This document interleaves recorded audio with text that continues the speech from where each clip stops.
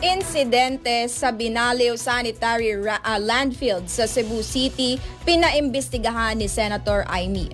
Umaabante sa balita si Abante reporter Dexter Ganibe.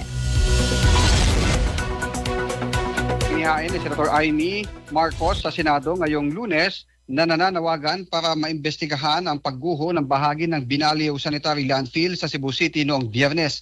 Pinasisilip ni Marcos kung tumatalima ba sa mga probisyon ng Republic Act No. 9003 o ang Ecological Solid Waste Management Act of 2000 ang nasabing landfill. Kailangan din na niyang masilip kung may mismanagement, sobrang pagtatambak ng basura, kabiguan ng regulasyon at kung may kinalaman ba ang nangyaring lindol sa Cebu noong Setyembre na nakaapekto sa gabundok na landfill. Umabot na sa 8 ang naitalang namatay habang higit 200 ang patuloy na nawawala na pinaniniwalaang natabunan ng gumuhong landfill.